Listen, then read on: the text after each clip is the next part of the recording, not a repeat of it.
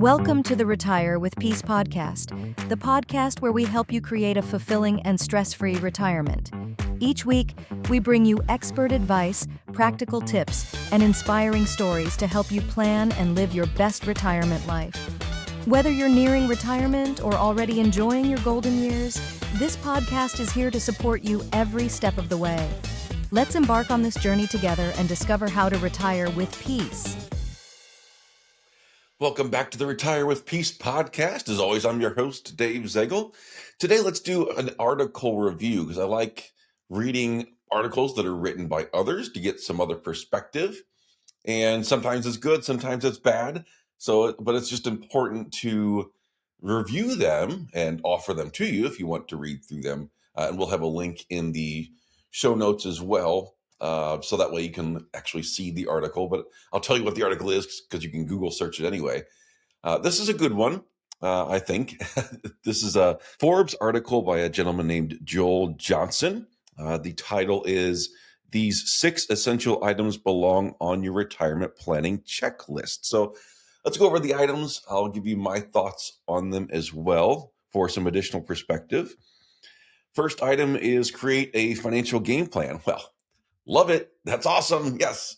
It's really important to have a plan. And even in the article, this is not a very long bullet point because it kind of speaks for itself, just saying, yes, it's really important to have a plan. So that's good spot to start, Mr. Johnson. I like it. Just if you're not operating with any plan whatsoever, you're going to be more prone to emotionality, which we're human. We all have emotions. We're all going to make decisions based on that. But if you don't have a plan, then you're really just kind of out there in the wind, hoping that you make it. So yes, for retirement, please have a good plan. Second point is plan for healthcare and long-term costs. This one's interesting and challenging. When we look at planning for healthcare costs, and really a lot of this point is a little bit more focused on the long-term care aspect, because when you get older, obviously most people are going to have higher healthcare costs. That's kind of a given, but you can really build that into a plan just by bumping up what you think you're going to need income-wise in retirement.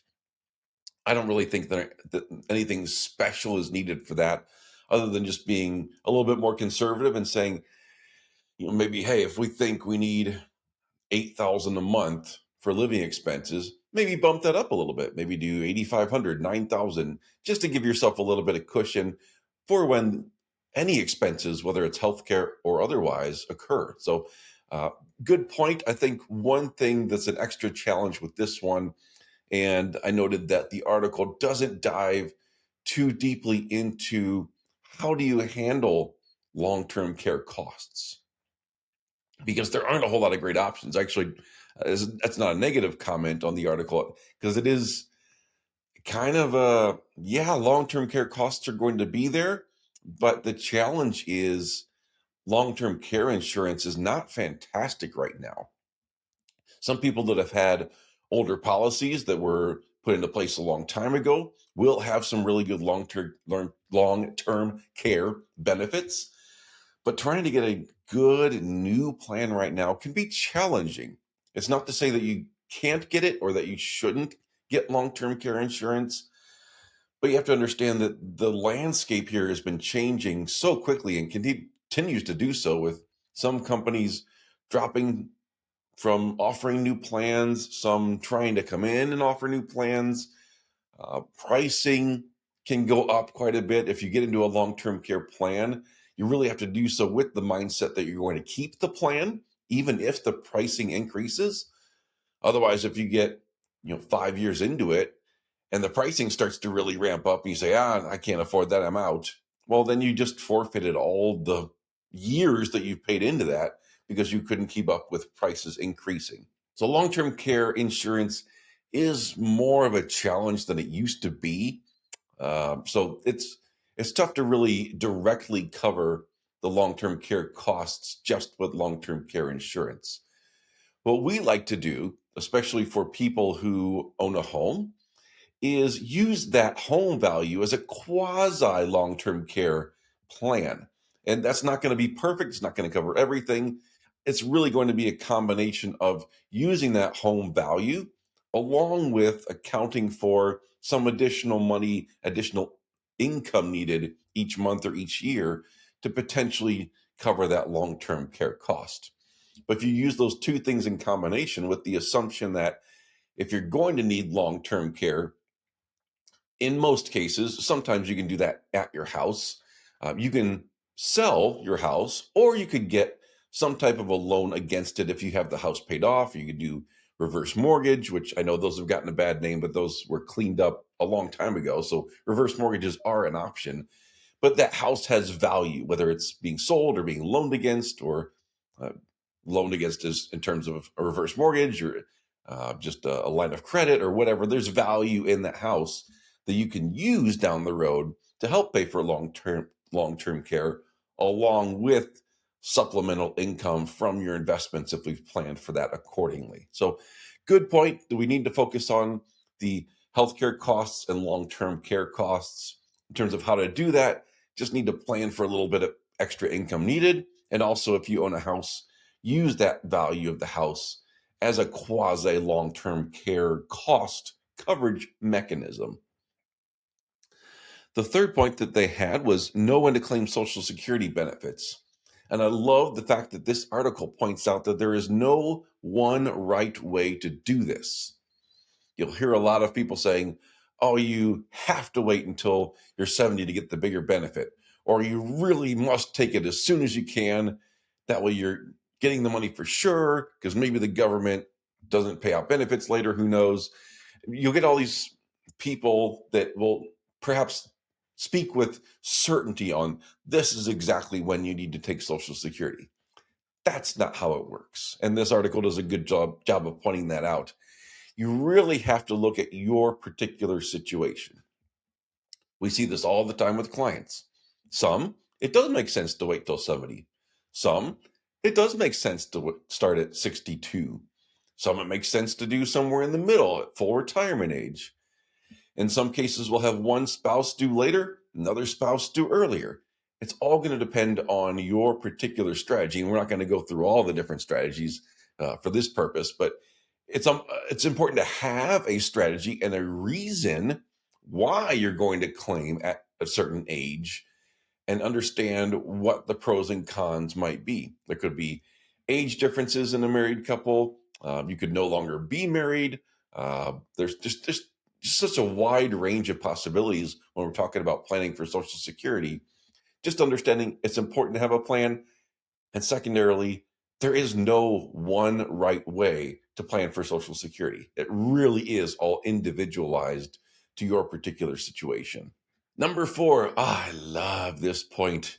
Create a tax efficient income strategy. Oh, yes, yes, yes, yes. We talk about taxes all the time around here.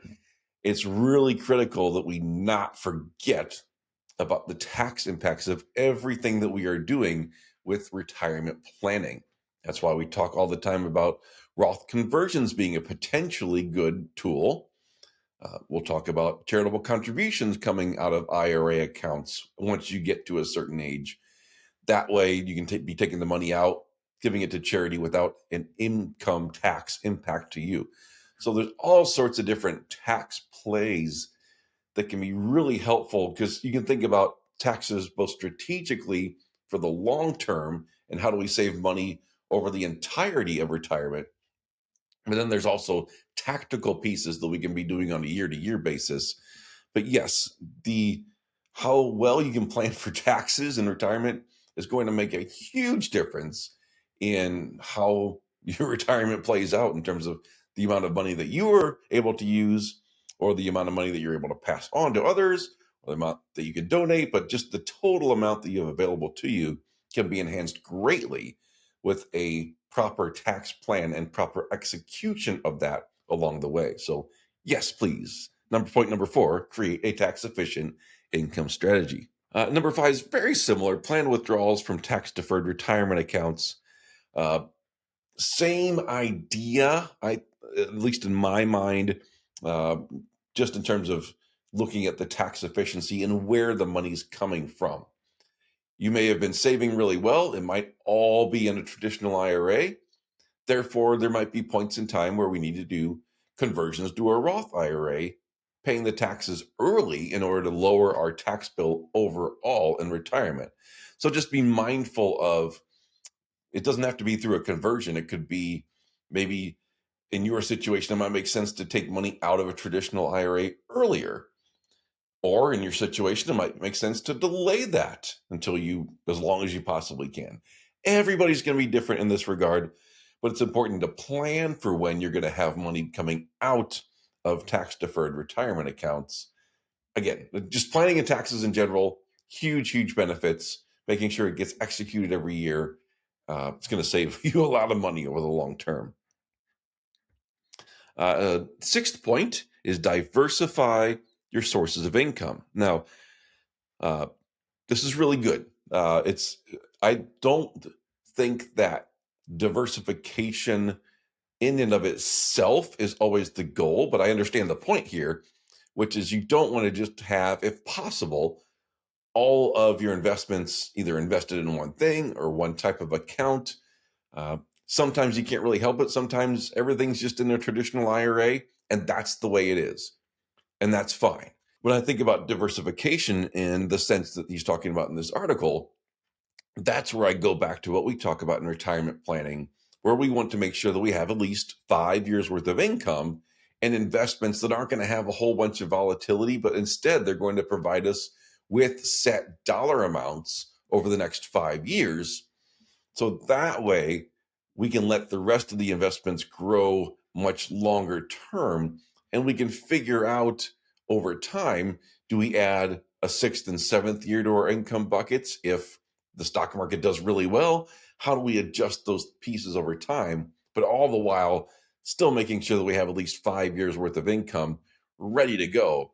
That way, we're not wondering, gee, where am I going to take income from this year? We've already got that set. And then we can be planning on where to take income from different tax buckets in terms of traditional IRA, Roth IRA, non-IRA, any of those buckets, Social Security, pension if you have a pension. There are going to be different places where you're pulling income from a tax perspective also, but then also from the standpoint of where am I going to make sure that I absolutely have guaranteed income at least over the next 5 years. That way, if the stock market goes crazy, we don't have to worry about it so much. We've got our income set. The rest of the more aggressive stock market focused investments are for long term. We can set that and just let it go up and down, all the while making sure that we have our income. So excellent Forbes article by Mr. Joel Anderson. We'll put a link in the show notes. Hope you enjoyed our perspectives on that, but you can read the article as well for your own education. Thanks so much for tuning into this episode. I really appreciate your support and hope you found value in the conversation. If you enjoyed it, be sure to subscribe, leave a review, and share it with someone who might benefit from it. Your feedback helps keep the show growing. Until next time, take care and stay strong as we learn to retire with peace.